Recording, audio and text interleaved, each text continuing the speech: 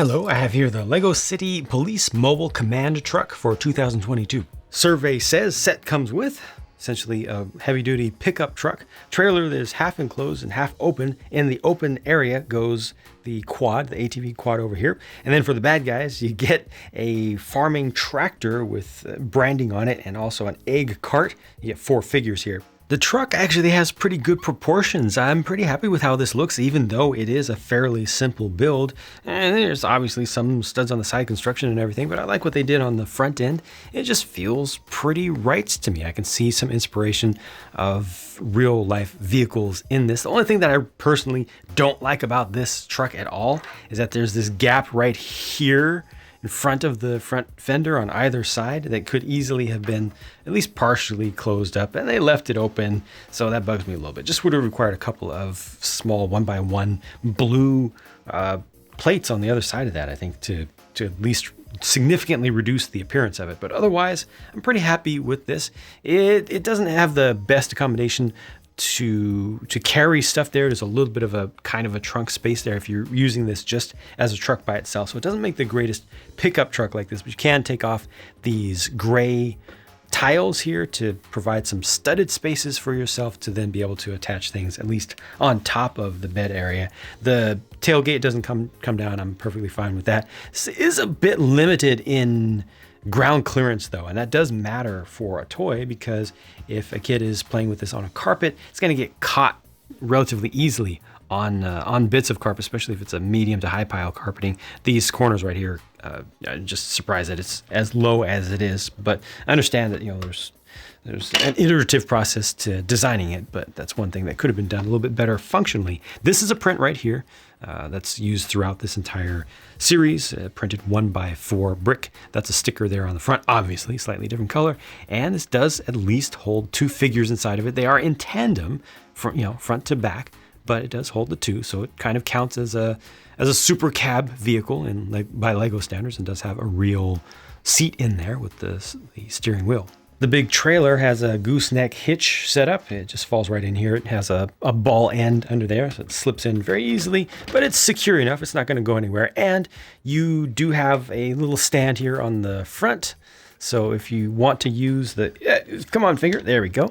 If you want to use the truck by itself, you can still have the trailer standing up pretty decently. This has a different design to it than usual, with the overlap that goes over the bed. That's actually fairly good use of space, I would say. And I'll show you what's inside there. I want to show you what it looks like from the outside first. This is the new bright, it's called Vibrant, officially Vibrant yellow color. It's a highlighter, neon yellow color. On the back, it's got these ramps that do come down, tiny little wheels and tires for this thing, but at least it works. You know, it looks funny, but it does work. These ramps are generous thanks to the 2x6 tiles, and allows you to easily roll this down, and it doesn't get caught. That's rare for a vehicle to be able to roll down a ramp on a LEGO transporter and not get caught along the way. This ATV just has a couple of minifig accessory attachment points on the back. You can potentially have a second person on this. Now, excuse me, you can have a third person on this, because you can have one sitting or standing right down there. You can have one back here, and then you have one hanging onto the bar on the back as well. That's another sticker there, and this does use the specialized pieces to hold the axle bars, which themselves are separate parts. So you got the gray pieces at the ends, and then you got the black pieces, and together they allow it to do this. It is supposed to steer. It does steer a little bit. It doesn't steer great. You know, the turning radius is really not good at all, but for me, it just makes for a nice suspension kind of appearance as you go over things. Yeah, it turns, but mostly goes up and down. So looking to the inside of this, then you can see that there is a hinge right here, a hinge on either side. Well, these open up from the sides to get you access to the main interior space, which in turn has a computer screen up there, which is just showing a feed directly from a helicopter. There's a keyboard down below, and then, well, that's that. There's a door inside to get you access to the temporary holding cell, the jail cell. But bad guys, of course, are going to always try to break out the bad guy. You know, bad guys from the outside are going to try to break out the bad guy who's on the inside. And they're going to do that by hooking up something to one of these bars here and then just pulling this off. So on the side, that can pull off. The other side can pull off as well. So you can play with this from either direction. And then inside, there's really not much to see here, but it is a generous enough space that I think you can just barely get 2 figures to fit in there, especially if you're not too worried about exactly how they get attached. This is a remote control unit for a quadcopter, or remotely pilotable quadcopter, and then there's another accessory attachment point over here. But I like how this is designed, because you open it up and inside is said quadcopter, which is normally kept out of the elements.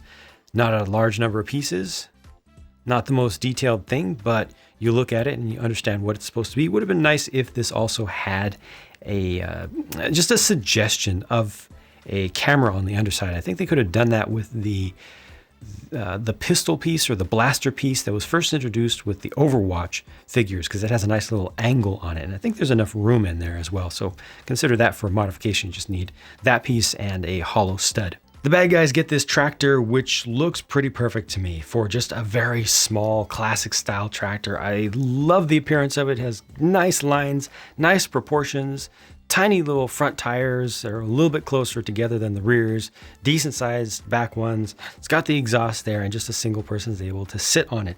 With the way that they did the hitch here, rather than going with a ball going from the front to the back, they put the 3-ball piece in the center. It's very loose right there, so this can really move around easily.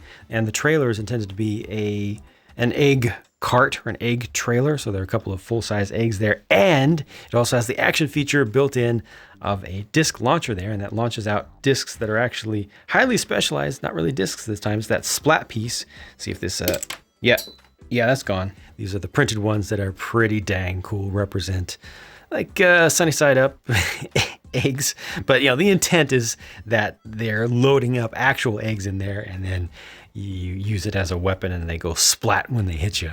Obviously, this also has the big chain on the back with the grappling hook at the end, so this is exactly what would be used to try to break a person out of the holding cell in the trailer. The cops are Gracie Goodhart on the left and Duke Detain on the right from the Lego City Adventures TV show, or if you're worried that pre-named characters prevent kids from having an imagination at all, well, they're just cops.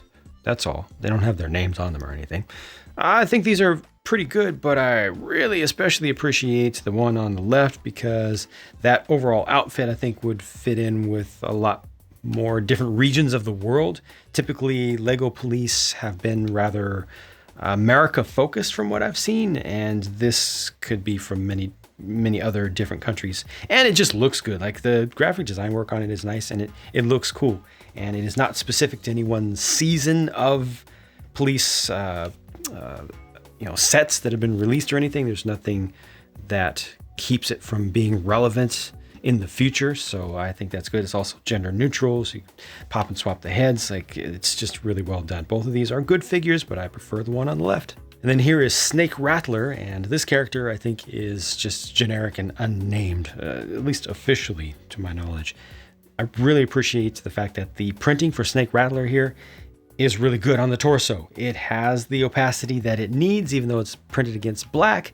This is Lego showing that, oh yeah, we are able to print in a good solid color that does a fine job of matching the color of our plastic. Even on a very dark background, they can do it. And the tooth right there that he has on his necklace is white enough, and he's also got some pretty good metal, metallic silver printing details on there as well. Looks good around the back, and his gloves are dark brown. Here's the face beneath the big mustache piece, and the other figure has an alternate face. It's a common one. The spare pieces include the egg splat parts. There are a total of 3 of these in the set, and you get a motocross style helmet for whoever's going to be riding the quad for the sake of safety. Obviously that is going to work with either of the characters, and there's an extra mustache piece in here. Here's what the sticker sheet looked like. That's not too bad for the size of set. I paid $50 US, 50, for this, and I do expect it to come down in price. I expect it to go on sale. It just seems like a good target for that kind of action. I do hope that does indeed end up happening, because I would like to see it maybe, I don't know, 10, 15, 20, 15 to 20% off, which seems reasonable. Even at $40, 400 pieces, 4 figures, 1, 2, 3 vehicles plus, you know, something like that. It's not that bad. It's just a little bit lacking. So the pickup overall, I think, does its job and would only be better if you could use it for just regular cargo hauling. I mean, it works just fine on its own, but if you could also carry some stuff with it. But this, to me, is not as good as the usual. I'm a little bit spoiled here. I am a little bit biased also in favor of the semi-truck cab with full covered trailer combos that we've gotten for quite some time yet. I tend to like those. I like the semi-cabs. But this does its job, and I think that this does provide a certain amount of additional play value, actually quite a bit of additional play value. What's lacking here to me most is this section here. It's a command station, mobile command truck, but there's not a whole lot of command area in here, and it's even a little bit difficult to access. You basically can have one figure standing in there or sitting, or maybe two standing back to back, and that's it, but they're just looking at one screen, and that's it. I want to see more of the classic stuff, which just isn't here. There isn't space for that, given that this is used up and this had to be there. This is a good use of space here, so you know, I definitely feel like I have some biases based on older stuff that I liked. And I think this could have been a little bit better, but overall it's not a bad toy. The figures are produced well. The tractor is a highlight here and a lot of fun, as are the little egg splats that get fired off. Let me know what you think about this, and if you think that it sounds reasonable to have this discounted just a bit. Comment section is yours, and I'll talk to you again soon. Bye for now.